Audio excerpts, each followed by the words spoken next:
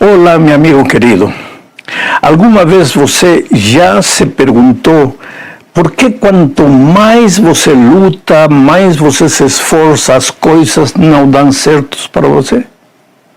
Porque às vezes quanto mais você se entrega a Deus, quanto mais você busca a mão poderosa de Deus, parece que as portas se fecham para você. Quer dizer que Deus esqueceu de você?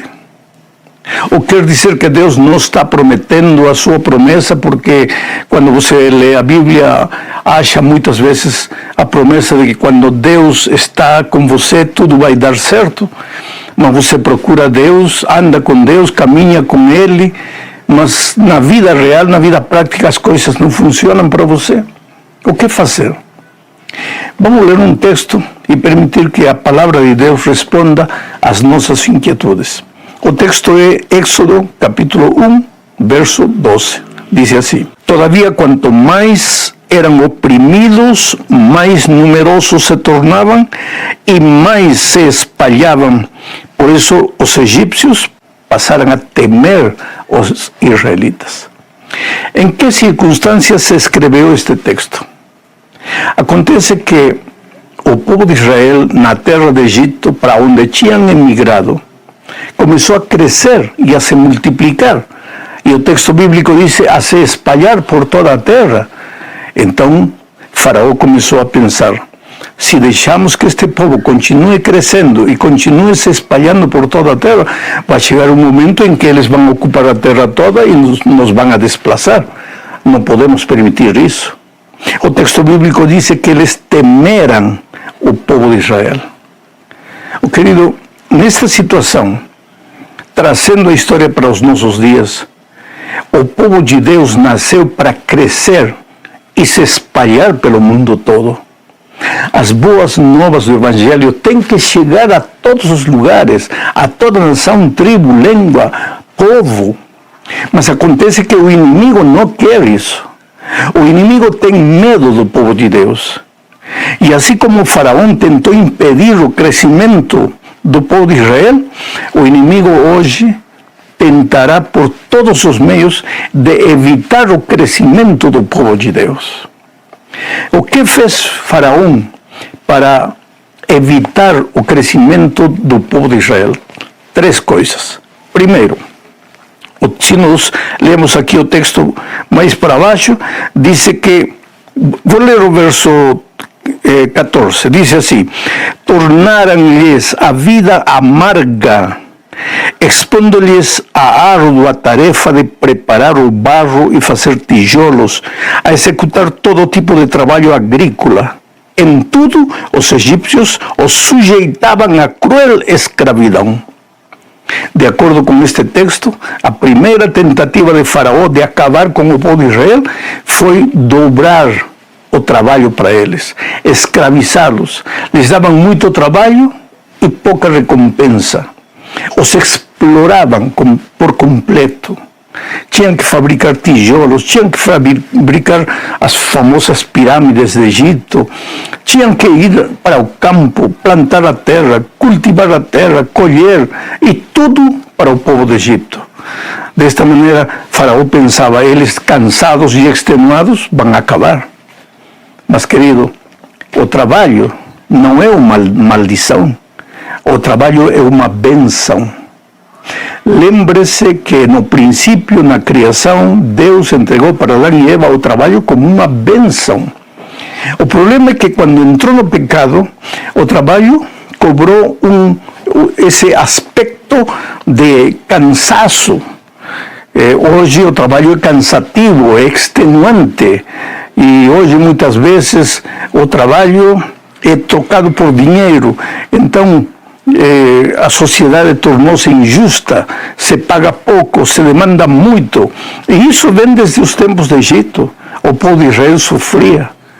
Mas o trabalho, a escravidão, o esforço tremendo que eles tinham que fazer, nada disso impediu que o povo de Deus continuasse crescendo e se espalhando por toda a terra. Então o diabo procurou uma segunda tentativa. Tinha 2 parteiras que que costumavam ajudar as mulheres israelitas a darem à luz quando estavam grávidas. O faraó deu uma ordem para elas: cada vez que vocês vão ajudar a uma mulher egípcia a dar à luz, tirem a vida dessa criança. Mas o texto bíblico, se você continua lendo para baixo, verá que o texto afirma que as parteiras tiveram temor de Deus. Veja, gente que não conhecia a palavra de Deus, gente que não pertencia ao povo de Deus e, no entanto, tinha o temor de Deus em seu coração. Você não precisa conhecer a Bíblia para ter o temor de Deus em seu coração. E muitas vezes, infelizmente, tem gente que conhece muito a Bíblia e não tem o temor de Deus em seu coração. Mas estas mulheres tinham o temor de Deus em seu coração e desobedeceram às ordens de Faraó e não cumpriram com tirar a vida das crianças recém-nascidas. Agora, quando você ouve a voz de Deus e obedece, nunca sai perdendo. Se você continua lendo o relato, verá que Deus abençoou e prosperou a vida destas parteiras e a vida dos familiares delas. Segundo plano do inimigo para acabar com o povo de Deus, fracassado. Então, o inimigo tentou uma terceira medida para exterminar o povo de Israel. Ordenou que toda criança, todo menino que nascesse entre o povo de Israel devesse ser jogado no rio Nilo. As mulheres podiam sobreviver, mas os homens não. Os homens, toda criança, homem que nascesse, deveria ser afogado no rio Nilo. Terceira tentativa do inimigo para acabar com o crescimento do povo de Deus. Oh, meu amigo, te digo uma coisa: o inimigo não quer que seu povo cresça.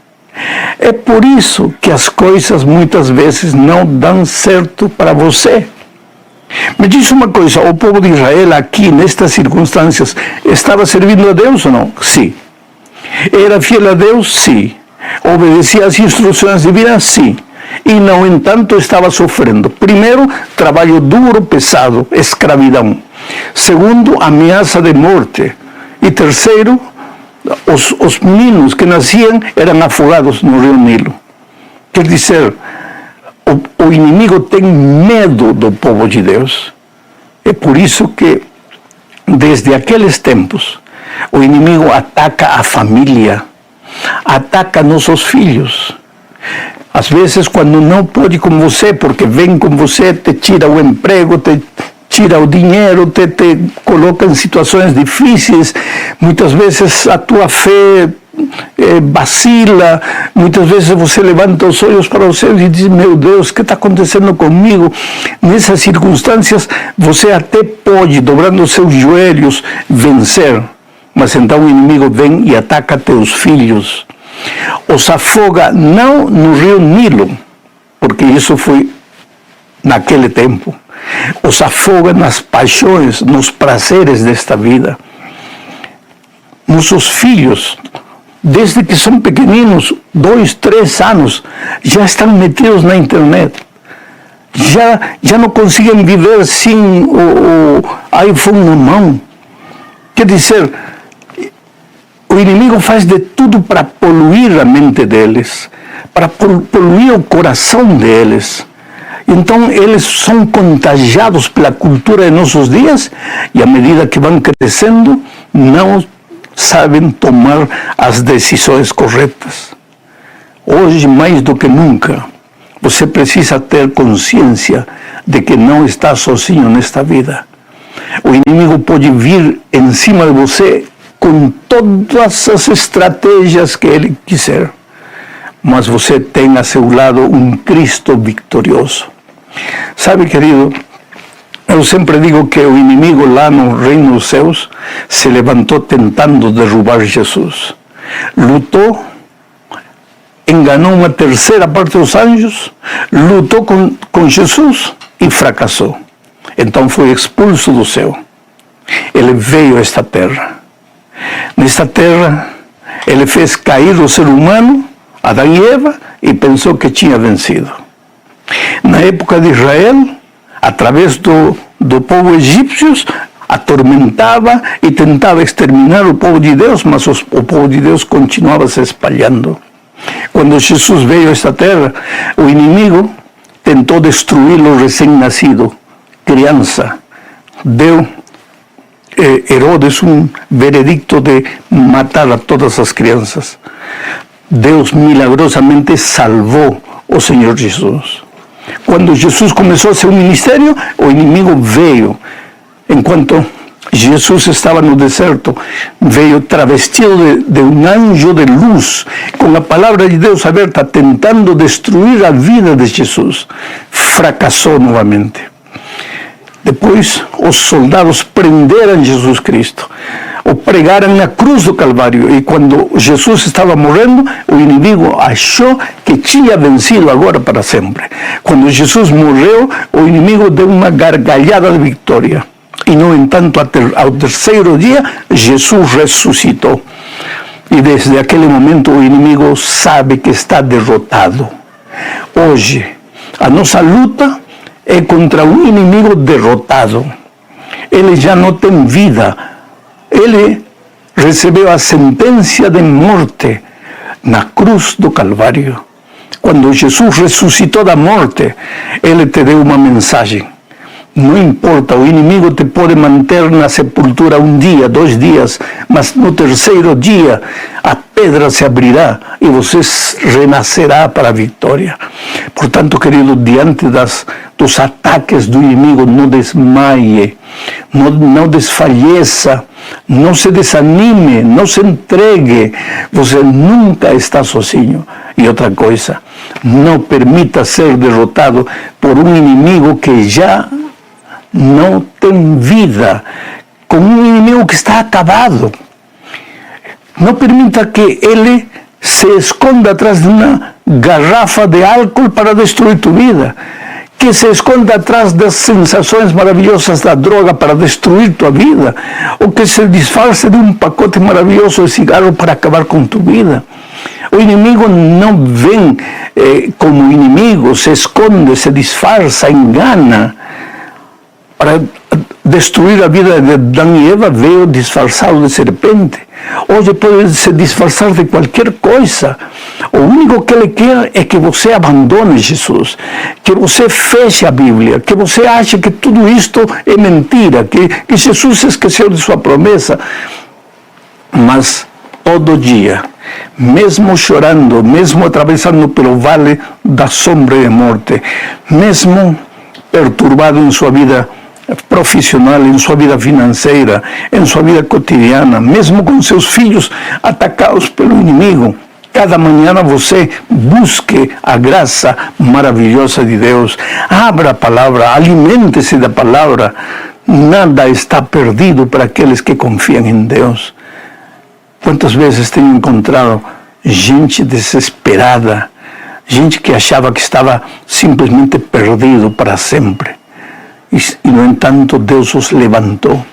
Poderia te contar tantos episódios, tantos incidentes, tantas histórias de gente que não tinha mais a mínima esperança de recuperação. Eu lembro no Brasil, uma menina que cantava na Bahia, uma menina que cantava um trio elétrico, em uma banda, com o esposo, com o coração vazio, com o coração desesperado. O esposo era o violinista, e um dia ele conheceu a palavra de Deus, e ela também se entregou ao Senhor Jesus. E hoje são um casal maravilhoso que louva o nome de Deus. Aí está. O inimigo, depois que eles aceitaram a Jesus, não cruzou os braços, perseguiu eles, bateu neles, passaram necessidade, largaram a fama, largaram as festas, largaram tudo para seguir a Jesus. E não é fácil seguir a Jesus. Não era fácil pertencer ao povo de Israel nos tempos do Egito. A fúria de Faraó se desatou impiedosamente contra eles. E hoje não é fácil seguir a Jesus. O inimigo vai fazer de tudo para desanimar você, mas a vitória está garantida. Quem diria que justamente por ordenar Faraó que todas as crianças homens que nascessem fossem jogadas no rio, justamente por isso Moisés foi salvo pela princesa, chegou ao palácio e foi o libertador do povo de Israel. Uma coisa te digo, querido, Deus é um Deus de liberdade. Deus gosta da liberdade. O Evangelho prega a liberdade. Sem liberdade não existe Evangelho. Então, o Evangelho não combina com escravidão. Cristianismo não convida com escravidão. Não permita ser escravo de paixões, de traumas, de complexos que você não pode arrancar de sua vida. Não permita ser escravo de situações. Cristo está a teu lado. E assim como libertou ao povo de Israel, pode te libertar a ti também. Mas não pode fazer nada pela força. Você tem que querer. Hoje é o dia de boa nova. Hoje é o dia de salvação. Você pode me dizer, pastor, estou cansado de lutar.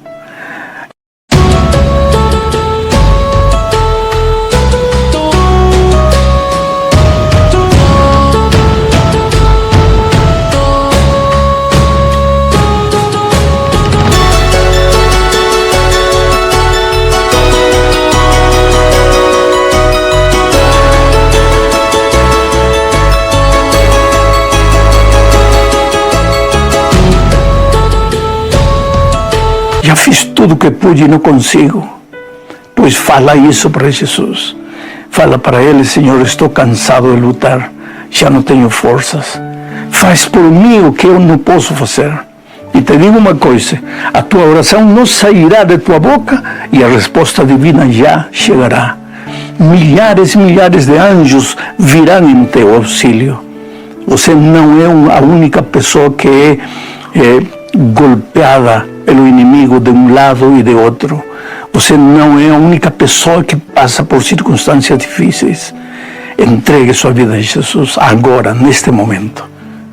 Façamos uma oração. O Pai querido, tem muitas pessoas que precisam de liberação. Tem muitas pessoas que lutam escravizadas pelo inimigo. Tem muitas pessoas passando pelo vale da dor e do sofrimento. Neste momento, eu te suplico que aquele mesmo Deus de Israel, que libertou a Israel do Egito, venha e liberte estas pessoas do poder do mal, para que se tornem filhos e filhas vitoriosos. E quando Cristo voltar, que elas tenham a alegria de levantar os braços e esperar Jesus. Em nome dele o pedimos. Amém.